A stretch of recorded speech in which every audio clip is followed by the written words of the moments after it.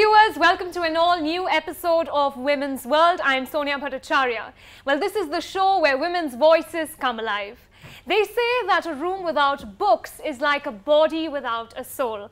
And to be very honest, I couldn't agree more with that. Indeed, life would be bland and mundane without books, which have been a man's best friend since time immemorial. The stories and characters that come alive through novels sometimes even become more real than reality itself. And so today on this episode of Women's World, we will be conversing with three eminent women authors whose writings have become priceless possessions today. Well, firstly, I welcome on the show Ms. Indrani Rai Medhi, a name that really needs no introduction.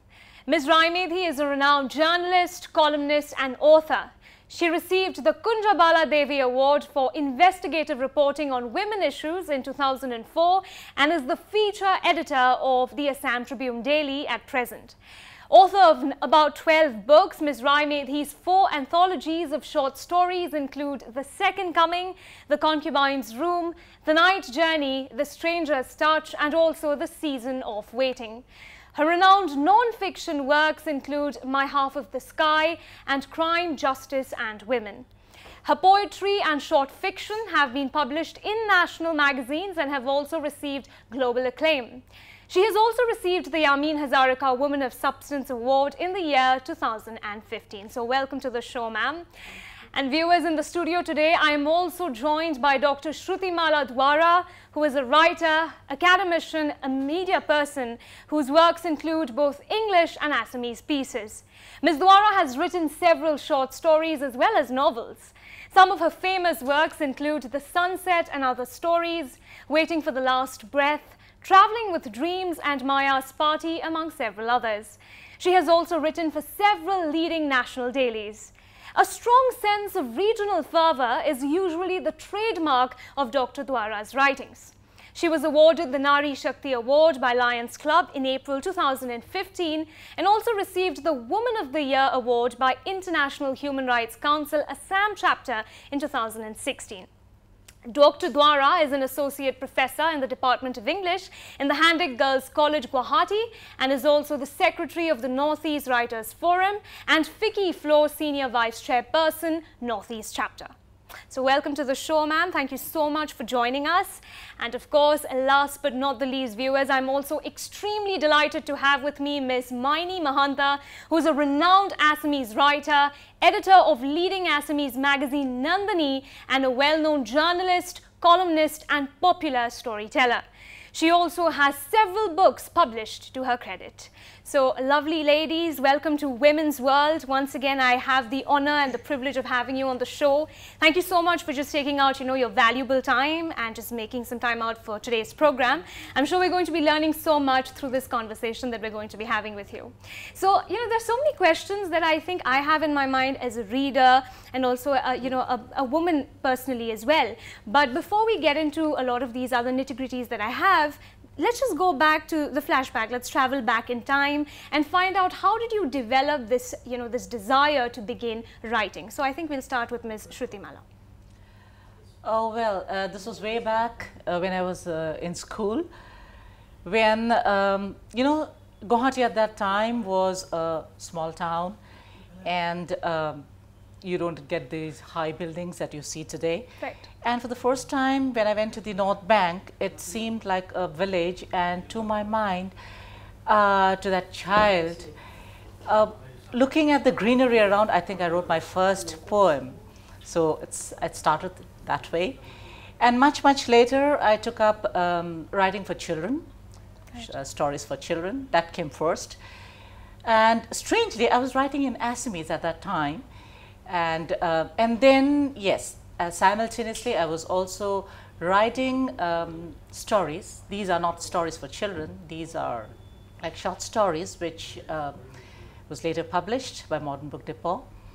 And that's how, Okay, so it started ever since you were a child, ever since you started? Yes, I started, it was like, scribbling in the beginning. Just, I would not call those poems when I look back now.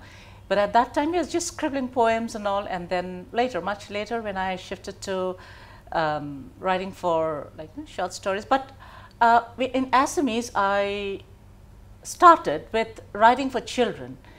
And even today when I write in Assamese, I prefer writing stories for children, in Assamese. Okay. That is. We'll get into why. We'll get into the why of that. But right now, Miss Indrani, we'd also like to know from you, how did your journey begin? My journey began in Shillong, and when you grow up in a place like Shillong, I think it's impossible not to be a poet, a writer. True, I absolutely and added to that was the fact that I had a very lonely kind of existence. I had my brother, but I was very shy and maladjusted towards people, and so I seemed to pour myself out in my stories, in my writings, and that continued. I used to keep a diary, and later on, as each class passed by, I was known in school for writing well, and so that became my identity from the very beginning. And I realized that slowly but inexorably I was going towards being a writer. But the strange thing was that along with it, I was also training myself to be a journalist, because I remember there was a time when we used to have heaps of magazine, and I used to catalogue each of those characters according whether it was politics, whether it was fashion, whether it was personality. So nobody told that to me, but that was exactly what a journalist had to do later on. So I think the two dual callings of being a writer and a journalist were, you know, started very early. Very early. So for both of you, I think very similar stories there. Since childhood, somehow you had writing, you know, the flair for writing ingrained literally in your veins, I think, since you were kids. And what about Miss Maini? How did you begin? Yeah, thank you. First of all, this is my privilege to be here among two Likewise, wonderful absolutely. ladies, great writers from Assam, Shruti and Indrani. They are my friends also. I born at Tezpur and I brought up at a remote village, you know, Jamuguri Hat. It's a beautiful village. Nature was there, and there was a, I still remember there was a small namghar, a bokul tree. We children played under the tree, and as nature was there and wonderful people were there, they were very advanced in cultural activities. So, and that's how I came to And this, for you as well, creative- did it start from childhood? Yeah. Okay, so you all three of you were like child prodigies. I mean, even though you call it scribbling, but even then, I think it started since It then. started, yes, Right. just started. Because our parents are also great writers, Writers, right? of Dr. course. Bhuvan Mohan Das and Manjumala Das. Yes. Okay, so I mean, right now, I just like to know, you've mentioned that you were from Shillong, and you know, you can't help but become creative when you live in a place like that, and you've also said that your hometown played such a huge role in the kind of nature that you were surrounded with. So I'd like to know, you know, how do you draw your inspiration now that you're living in Guwahati, you're living in a city which is always filled with hustling and bustling sounds. It's a very busy city now, you have busy lives. How do you manage to draw your inspiration? It's no longer just nature anymore. So what are the kind of subjects that you like to write about now? Yeah, I think any of you can start. Okay, my latest, one of my latest stories, it came out straight out of reality. One day I was going to a pharmacy. Right. It was raining and there was a very strong wind blowing. And so what happened, that just as I was buying my medicines, someone carried a man into the pharmacy. He was bleeding profusely on his foot, and the most bizarre thing came that, you know, a signboard had spliced his toe and his toe was missing. So they bandaged him up, someone took him to the hospital, but that incident remained with me. And then I thought I couldn't help it. It had to come out in the form of a story. And then I wrote a story about an elderly man who feels the losses in his life, that everything in life is about loss. And in that moment he goes to a pharmacy. He meets this man who has lost his toe, and he helps him to get to hospital, and he finally realizes that we may lose things, but if we stand by each other, then the loss is eased. Right. So that was a kind of existential story that I wrote, and inspiration is everywhere. We have to be attuned, you know, we have to have antenna coming out of our Very minds true, yes. to And I catch loved one that. of your stories, Indrani, that a middle-aged lady, after a long time, she went to a beauty parlor. Oh yes. And that story, I loved that Yes. story really. A lot of people have loved that That story. story, yes. So that means you're saying inspiration is everywhere, and It's everywhere. Like, you know, when you are talking about nature, you had asked, like, you know, when the Guwahati, as I had said, like, it was a different Guwahati at that time. Yeah. So what my stories, I look back. Most of my stories actually are nostalgic in the sense that it's a sense of loss, but you can't hang on to, like, what you have lost. Right. So it's like, as Indrani had said, you have to draw on things that are around you. It's whether it's nature or it is like, the society around you, the people, the characters, and the events that are simply, flowing past you. It's just holding on to one of, like, characters or events and making a story out of it. Right. So that means your writings are very retrospective. Some of my, yes, but now you cannot totally depend on, like, drawing from the past. Right. So you have things around you that, yes, that are So it has to be like a river. different. It can't just be like a it's pond. a river. Right. Like, you have to. It's a flow. Right. So you have to go with the flow and look around you. And with changing times, your writings also change? Yes. Yes, they do. Yes, Yes, they do. Definitely so. Your surroundings have So when it was in the 80s and my children were small, I had a lot of child characters. Exactly. I have realized Exactly, yes. now that the characters of my children are young adults. Right. So you are always influenced by what is going on in your own life Your life, also. yes. So you actually reflect your life in the pieces that you write. And does that sometimes require a lot of audacity as well to, pen down, to be very transparent in front of your readers? Do you actually make an effort to do that? Or It's more of my son protesting Okay, against that, right. not me. Not I you, don't but- have much. but of I an don't inhibition. like use too much of my own Perspective, family okay. characters or something like that. But yes, when my daughter was very small, she's a very bad eater, poor eater even today. So at that time, when I used to try to feed her, I would tell stories, and she would then open her mouth listening to the stories, and it would be any story. It's not stories from what I had read, but I'd make my own stories. Right. But in that way, what happened, that these stories, I thought, well, these stories are somewhat very different, so let me write it down. But as I said, these were for the children, so I wrote it in Assamese. in those Assamese, stories, okay, yes. okay. And what about Miss Maini? How do you draw your inspiration? Where do you get it from?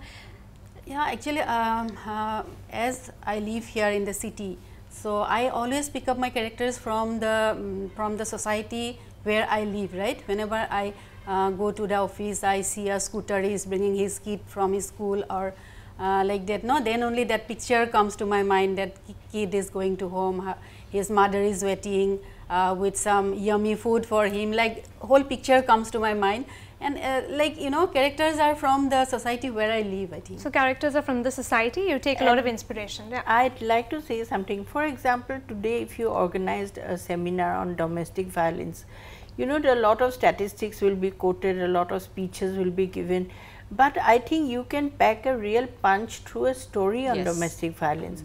For Absolutely example, agree. I had this young girl, who is in a situation where her mother regularly gets violated by the father, and she endures that for days and years and months, and ultimately she has a kind of revenge against her father, a kind of public declaration that a parent should give peace to their children.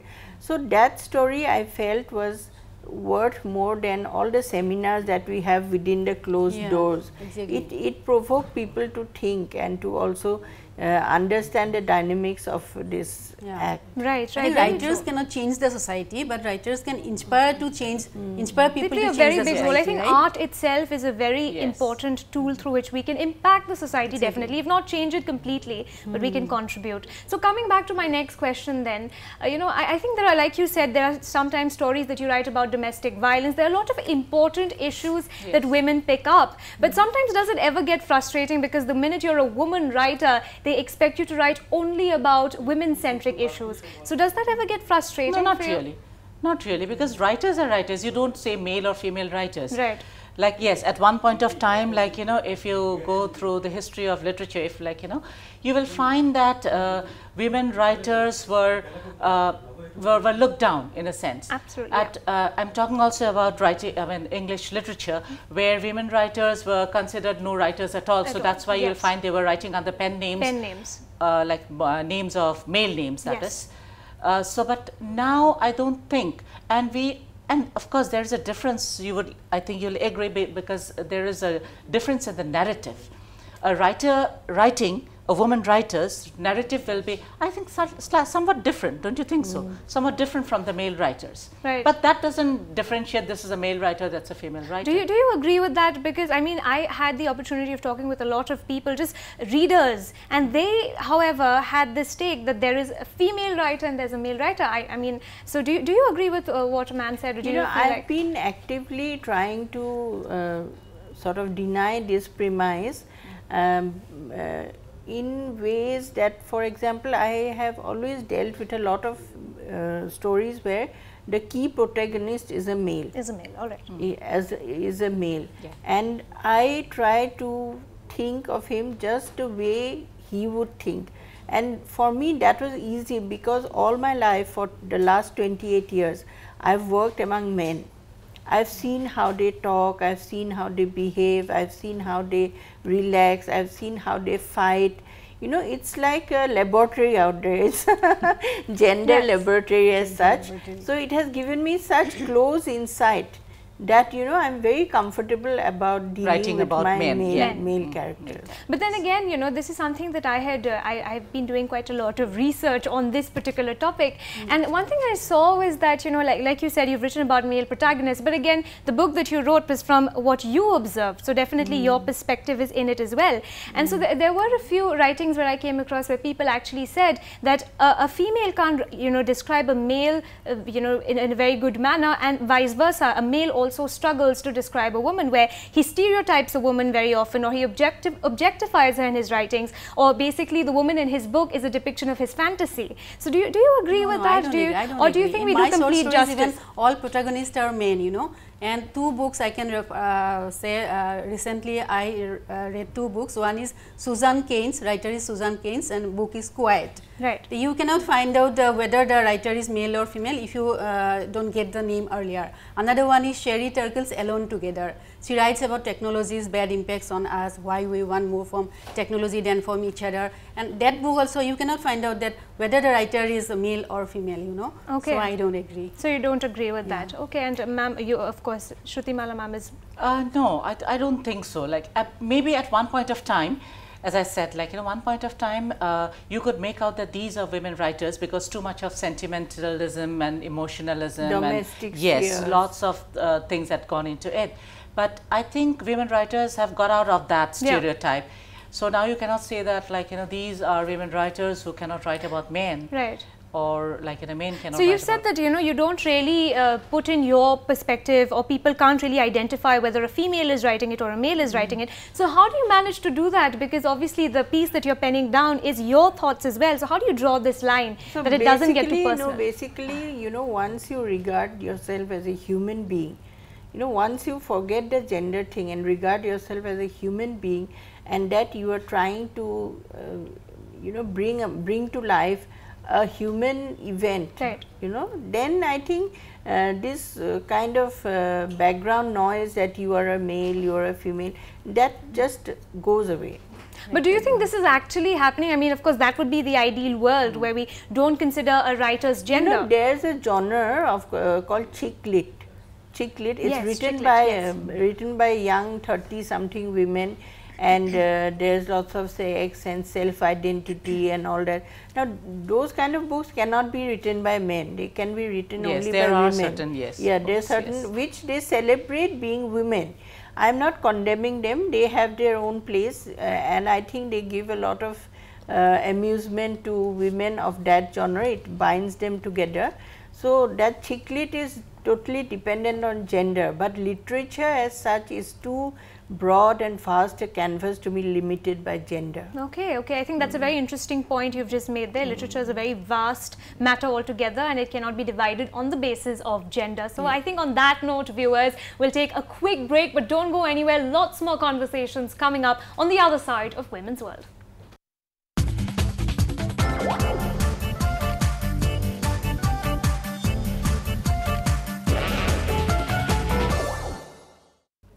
Welcome back, viewers. You're still watching Women's World with me, Sonia Bhattacharya, and I'm still in conversation with three fabulous writers who also, of course, happen to be lovely women. So I've not called you women, female writers this time, but writers who are also women. Who are female. Who are also females. Okay. And proud to be. And proud to be, yes, very true. So, all right, I think you made a very clear statement there that a piece of writing is a piece of writing, and there's nothing like called a female writer or a male writer. That's something we don't have this hidden agenda, you know, that I'm going to praise the woman and condemn the man, that kind of thing. Right. But then, so this brings me to my next question. I have recently read this book by Baby Haldar, which is A Life Less Ordinary, or Alo Andheri. And so she's a domestic worker, and she writes about her experiences. Her master helped yes, her to exactly. read. And so I think there were so many other things that were there in the book. There was illiteracy, there was poverty. But the minute the book was published by a publishing house like Zuban, people automatically said, oh, that's a feminist piece of writing. So do you think that takes away a lot from it, because there were so many other issues that she tried to pen down, but the only thing people got out of it was that she is a feminist, but there was also the male helper, there was a male angle to it as well. So why didn't that come out? Is it because Zuban published it, or is it because she was a female writer? Do you think that has had a role? Well, I don't exactly know, but then Zuban usually publishes female writers, right. So perhaps that is the tag that had gone along with it. Right. And I don't think that it's because of women writer. She's a woman writer, no.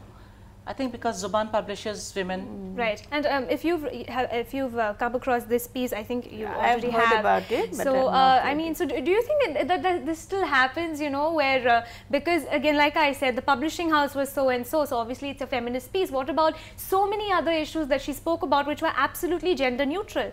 Poverty is something which affects both men and women, and illiteracy is something that both go through. Actually, people are very comfortable with labels. Right. People don't like this vast amorphous reality. They like to slot things, whether it's a book or whether it is something else. The people like labels. Right. They want to break it down to easily digestible bits. So actually, if you look at it, it is not people as such, it is the critics, because people like readers, you don't get to know their views that much as the critics. Yes, very true. So yeah, that related to that, talking about the people who review books. So as per the Vida count that was released in 2016, it says that there are more male book reviewers than female book reviewers. That's what she's one of them. Has shown. Yes, you are one of the few. But I mean, obviously, in number wise, we obviously have more men. So do you think that ever affects the way your book is reviewed? Do you think that is the reason why sometimes the wrong message is gone? Do you think that has a role to play? If you look at it, critics should be like impartial, neutral critics. Right. So, but are they? I mean, you've very clearly just said that that people like labels. People are comfortable with labels. We all know that they are wrong. It's not I can't give a grand sweeping statement, but I think there are still some of the old school men who consider that women's writing is just mere scribbling. Who do not take the book with the seriousness it deserves. They are true, but it's too sweeping a statement to go across everything. And I have heard that in in one US newspaper, I have forgotten where, the name of the author is kept away from the reviewer. Yes, so that happens. So that is a good way to put. So what about the scenario in the region? How similar or how different is it from the national arena or the international platform? Is it similar? Do women still face these struggles here in the region?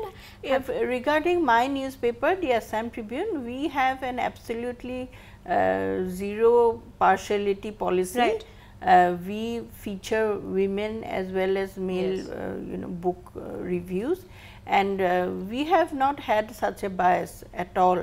In my 28 years, we never had this bias. So I think we published male writers, female writers equally. Equally, okay. I think that's something very although positive. like hers is Nandini. Nandini, if you look at it, it's a woman's. It's a woman's magazine. Writers are not only women. Yes. Okay, so we also have men who are a part of it. Exactly. Okay, and I think that way, if you look at it, Northeast is very progressive that way in a lot of aspects. We had this about. Yes, we are. That I would Northeast call is like, in Northeast we are much more. I think I feel we are different in most of the literary conference. I have said that we are somewhat different in the sense that society is not we are much more liberated. Right? I think. For example, in North India, I mean, you would not come across a lady writer that easily as you would come across in Northeast India. In North India, we had a friend called Chris, and he had come by cycling across India, and he was sitting at our office. and he was amazed. He said that, you know, I had traveled throughout North India. I did not see a single woman outside, you know, in the countryside, and one woman in a long veil, when she came and gave water to me, her husband thrashed her. And he said, here you are with your heads uncovered talking to strange men. He was a stranger after all. So, you know, that whole tolerance, and also that I always see this, I was born in Shillong and I grew up, you know, amidst Nagas, Mizos, Garos, you know, Nepalis, all kinds of people, and from all kinds of faiths also. So, that gave us a kind of broad, you know, vista of life, that people would think that in a small place like Shillong you would be, you know, very unipolar. But no, we were, you know, very widely spread in our sympathies and in our tolerance towards each other. I think that's a very positive note, something to be proud of about the Northeast. Northeastern, our society is totally different from the rest of India. Rest of India. And I think people still have so many misconceptions about what the region is really like. And it's their problem, you know, because we know about the rest of the country. If they don't know about us, it's their problem. Right. I would And say, I think in your writings so especially, you know, there's always this regional, you know, fervor and this flavor that you try to put in. Yes, regional flavor, because like, you know, as I had said earlier, I especially write about whatever I see around me, and whatever I see around me is my own place. So, and yes, of course, it's not that I have written only about this part, because when one of my work is actually I'm working that is set in London. So that is another place that I know, like, you know, quite well. Right. So I have placed my characters there. There as well. So, but you know, one thing, I have to know the place well. I have to know, I can't write from the ivory tower and say that, okay, this is the place, because you will not find my characters in villages, because like, you know, I don't know the villages that well. It's not just one day you go or one night you stay and you come back. You can't place characters there, because, like, you know, something I don't know deeply about. I cannot write something which I don't know deeply about. Okay, so you write everything after you get a first-hand experience of it. And but yes, apart from the, like, you know, the stories of the supernatural, yes, of course, that's a little different. And what about you, Miss Maini? We'd also like to know. Do you also always write after a first-hand experience, or sometimes also from a third person's perspective? Yeah, first-hand experience is first thing, but so I can get some sources from other people also, other people's experience, you know, like that. Okay, I think that's interesting that every artist has their own way of working, and and I think one of the ways of you know, projecting the Northeast, it has been done by a lot of people like Sanjay Hazarika, then Sudeep Ghosh and all that. In my own way, I have tried to project the Northeast through two books. I have ventured from fiction to non-fiction. So, my earlier book 2015 was My Half of the Sky. Yes. That was based on my interviews and biography accounts of 12 women, whether it was Parvati Borua or Mona Lisa Chankija, you know, 12 women from the Northeast who made a mark in different fields, whether it is disability rights, whether it is HIV crusade, whether it is elephant hunting. It was that was a book that, you know, that brought out the women. But the more challenging book was women crimes, justice and women. Yes. So that I had to take special permission from the police IG prisons to get into the jails of Assam. I visited more than 3 jails, and I talked to the women inmates. And you know, when you sit in the cozy environments of a studio like this, a beautiful studio, and you talk about writing, and then you go to those places where women, you know, they face so many difficulties, so many heartbreaks.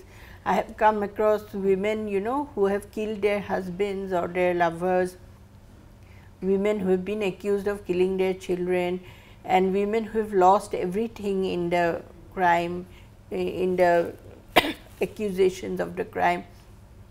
So, when I looked at a world like that, it gave me a perspective that we, you know, urban dwellers, we who write, we must go and search for subjects in unlikely places. You know, there are hundreds and thousands of stories which need to be brought out so And that told, there's a yes. change in the legal Right, system. right. But even then you chose to, write about women, again. So was that a deliberate choice?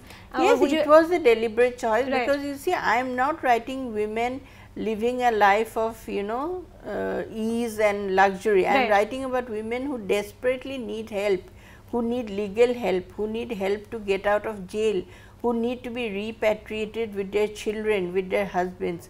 So, I needed to write about those women, and I also wrote about the Ulfa women who gave up everything to join their husbands in the forests and who waged a war against the Indian state. Right. So, what makes those people, what makes them think the way they do? So, that it was very important to find And did that no out. one ever tell you that, okay, why are you always mostly, not always, but mostly writing about women? Did anyone ever ask you this question? Or did Not anyone really. ever put your tag on you that, okay, she's a feminist writer? No, not really. Never, No, never no, faced, never. never faced that. I What never about Miss Maini? Did you never have? Sometimes I face. You have faced Yeah. that. So what can you, if you can just enlighten our viewers a little bit about your experience?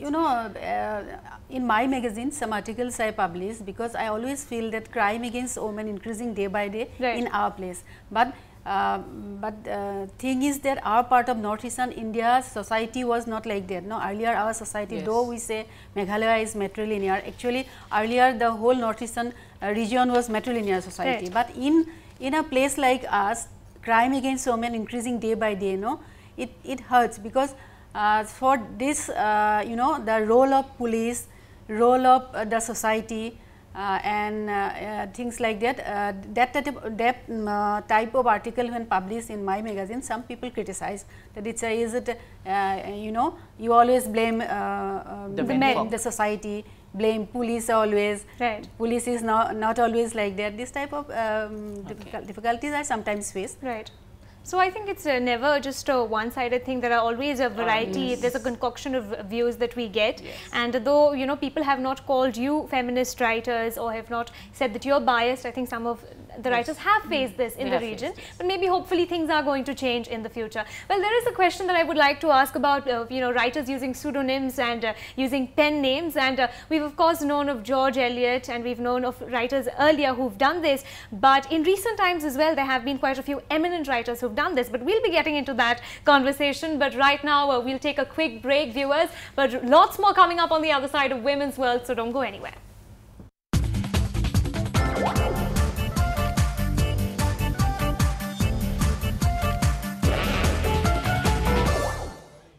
Welcome back, viewers. You're still watching Women's World, and without further ado, let's get back to this conversation that we've been having. So coming back to pseudonyms, I think that's what we were wanting to talk about. And like we've said earlier, of course, we've seen a lot of female writers, having separate pen names of male writers. But this has also happened in recent times, where one of the best-selling novelists, J.K. Rowling, used a pen name for one of the recent crime thrillers that she had written, called The Cuckoo's Calling. That was a recent book she had written, and she used the name Robert Galbraith, and she described the experience as liberating. Now that is something that really caught my attention, that why would you say, or rather define that experience as liberating? So why do you think that female writers still need to use male pen names? No, I don't know, what was behind her using the Right. because J.K. Rowling is so we associate with Harry Potter series. Yes. I think perhaps she thought that let me write it in a different name, so that people don't associate me with the Harry Potter image. Right. Maybe you And never know. there's also a very interesting fact about J.K. Rowling, that at least for the first 2 or 3 Harry Potter series, nobody knew whether she was a male or a female, because it was J.K. Rowling. She didn't use her entire name, and so there were a lot of more people reading the book because of that, because people were unaware. So again, my question, coming back to the question, what's the need of using this pen name? Do you think your reach to the readers becomes more vast if you have You more mean that neutral? then if you look at from that angle, Right. it will be still you feel that male writers are more No, that popular, is or they are more exactly. So that's what I would like to know from. Sometimes some writers do like that. Some writers send some stories to us, my experience, in another name, so that that writer is not sure that whether readers will accept his stories or not. Okay. He's very excited to know whether the story is accepted by Right.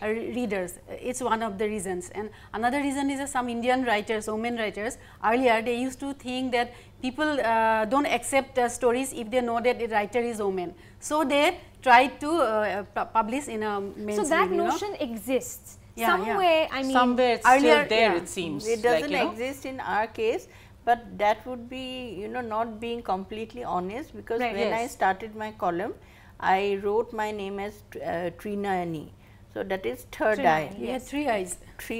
The third eye. Yeah. So the third eye, so you know, somehow I loved the idea that, you know, I had an extra eye which could give me a view of society, Right. view of the world, and I stuck to the third eye. Still appears as third eye Column. after 25 years. It's a column, it's a monthly column now. It was very popular, your fortnightly. third eye. Yeah, I like So, that. but I, you know, I did not have the confidence when I was writing the column, because I thought that I don't know how people would react to it. Right. But as people started wondering who Trinayani was, and there were many people who guessed, because my name Indrani rhymes with Trinayani. Trinayani, yes. So ultimately I dropped Trinayani. So in and your put case, it was a as little kind of different. excitement, Different, no? yeah, yes. it was Yeah. a mysterious kind of thing that, Yeah. you know, let me make it a little exotic. And there was also a little bit of a mysterious. nervousness because you were writing Yeah, for of the first course, time. of So, course. and because here you used a female, I mean, Trinayani is Female, usually a female. female name. So you used a female pen name. But then again, like I said, so what Miss Maini has pointed out, that there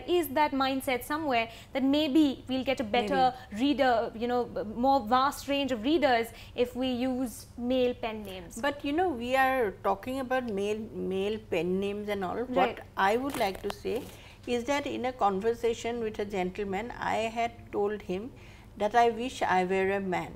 You know why I wish I were a man?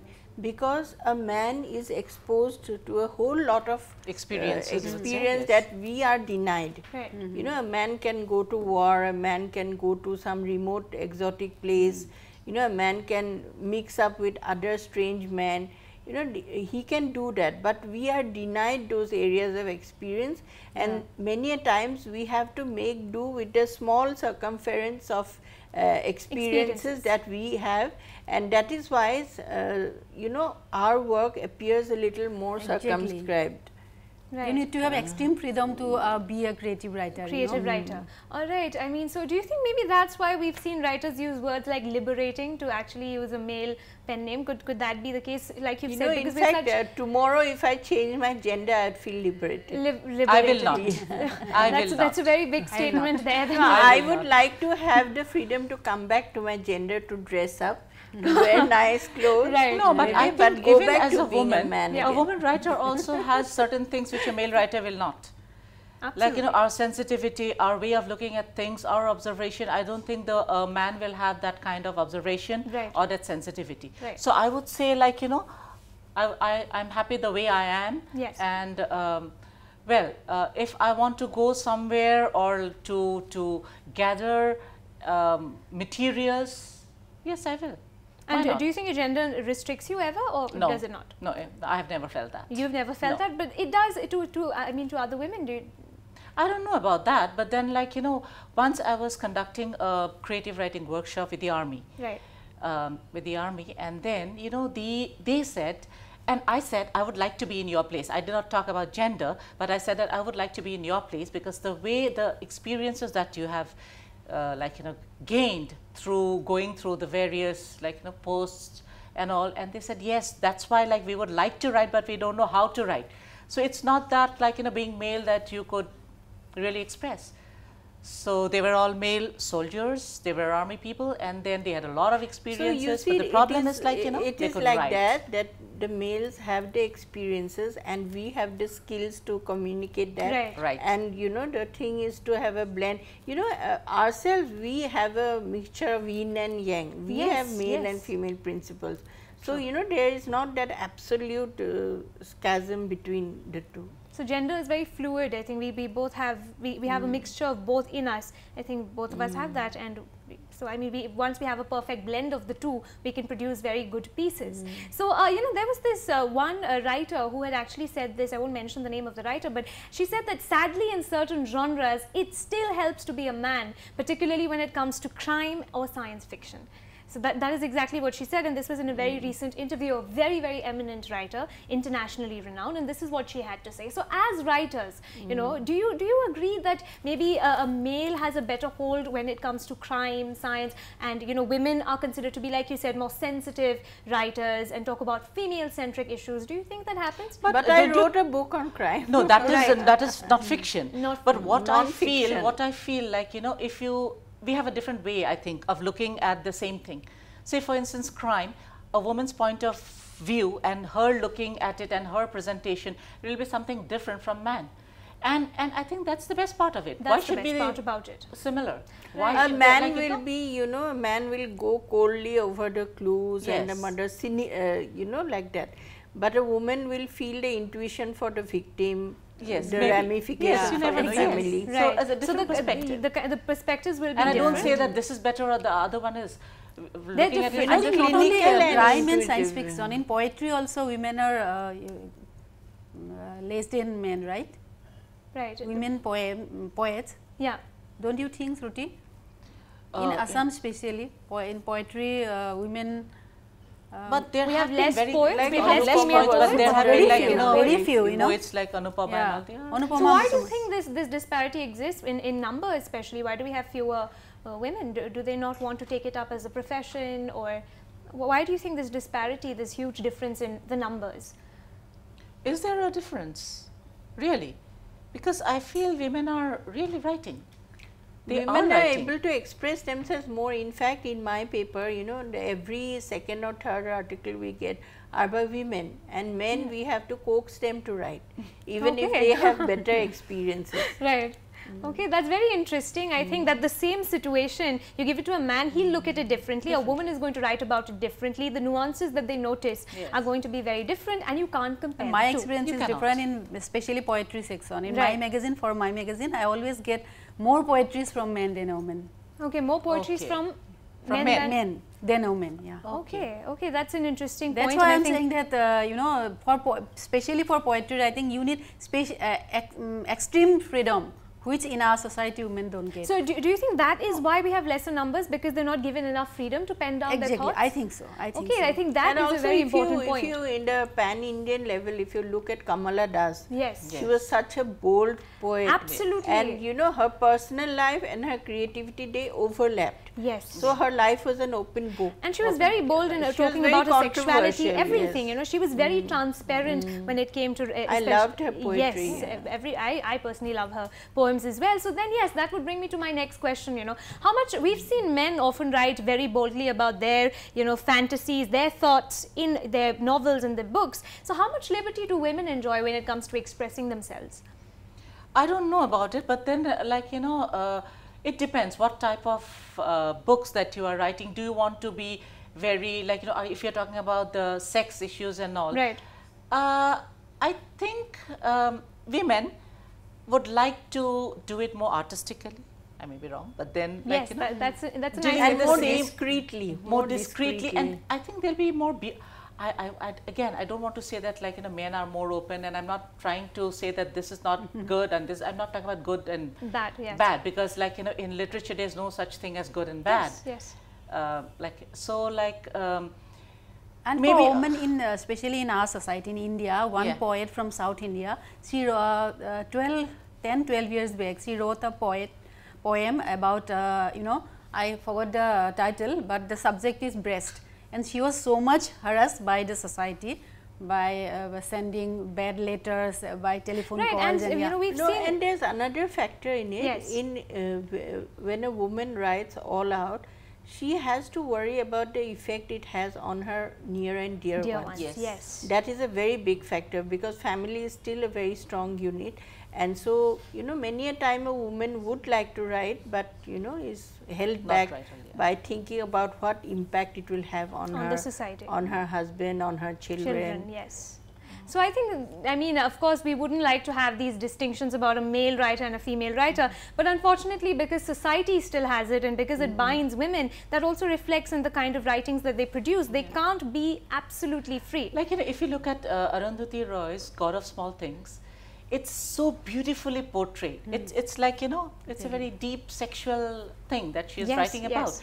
But the way she has narrated. The narrative is like, it's wonderful. It's amazing, yes. I really love her. Yes. But then again, you get mixed reviews when a female writes with so much of audacity, and when a male writes it, that's the way he does it, and that's absolutely normal. But when a female does it, she's crossing her boundaries. So I think maybe the society. Do you agree with that? It's because of the society, yes. So once the society changes, do you think the writings will also? Because you see, at every level, forget literature, at every level, women are commodified. If you go out in the street today, the first thing that will strike you is some huge hoarding about a woman wearing, gold jewelry. Everywhere women are on display. Yes. But their minds, nobody questions what is going on in their minds. Nobody is bothered about it. But we are thinking people, and we are thinking women, and I think we should be taken with the seriousness we deserve. Very, very, very well put there. And just quickly, my last question to you.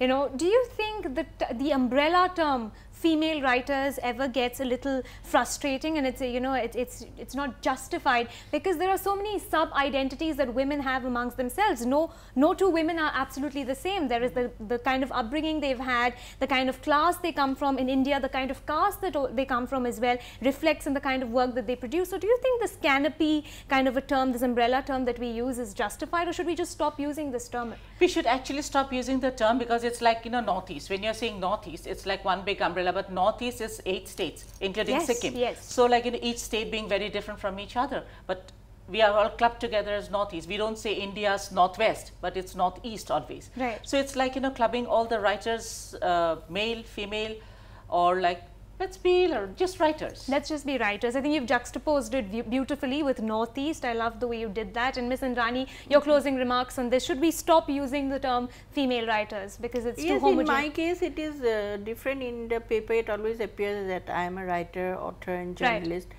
So I have shed that long back, and I am happy to have done it. And you've set the example, and hopefully we'll have more people who follow. And Ms. Maini, your closing remarks on this. What should we do with the term female Northeast writers? is, Shruti, Northeast is geographically, that part is totally different now, only connected by the chicken neck. So that part is we used to call, we say Northeast. Yeah, Sania, I think we drink all we drink water from the same well. No, we are a patriarch society. Writers are here from a patriarch society. Readers are here from a patriarch society. So patriarch mindset is in every one of us. Right. So that tag male writer, female writer is here, and I think it will be stopped.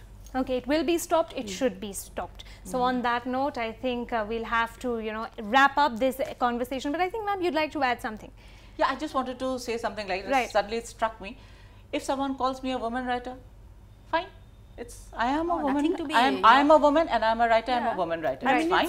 It's time we stop being defensive about it. Yeah, we shouldn't be defensive. That's what. If we are termed as women writer, all right, we are women writer. As long as we write good, doesn't matter. No, but I'm saying among women but they also. don't say women journalists. Right. They don't exactly. say all that yes. all much. Yes. Because it's all mixed up there. Like I said, do you think it gets too homogenizing, because let's say your work is very different from her work, or your work is very different from yours, but then we club you all into one category and say you are female writers and you write about women, and we just put the same tag on you. So should that change? That's the question I'd like to ask. Yeah, that should. I think it depends on the reader's mindset. Right. So like as writers, we can't change whatever they are thinking, but then I think it's the reader's mindset that as needs writers, we can only do one thing. We can go beyond our gender to explore the wider world. Right. That is what we should do. That's definitely what we should do. And Ms. Maini, would you like to add? Yeah, I think readers should not judge a book by seeing the name male or female, women writer or men writer. First, judge the book. Right, judge the book, and does not matter whether the writer is a male or a female. Yeah, enjoy as the it is work. always said, the writer is dead. Right. Yeah. Once your book is published, the author is dead. Yes, absolutely. So it's your book, your text. And it's interesting how you get interpretations. Have you always got various interpretations about the kind of work you've written? When you wrote it, you had a different thing in your mind? Yes, and we get a different kind of we never ever thought about that it could be seen from the other perspective. It is interpreted from the experience of that reader in that particular time.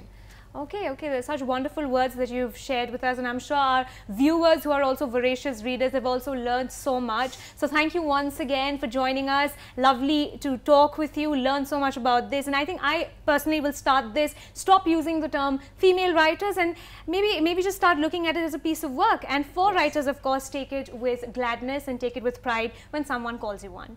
But then as viewers, as readers, I think we need to stop judging a book or judging work on the basis of who has written the book. Just look at the content. I think that's a wonderful note, and I'm sure that our viewers have learned so much as well. So on that note, viewers, we've come to the end of this episode of Women's World. I'm sure you learned so much as well, because I definitely did. But we'll be back with a fresh episode next week on Tuesday at 3:30 p.m. But until then, keep watching Northeast Live for more news and latest updates. Thank you so much for joining us, and have a great day ahead.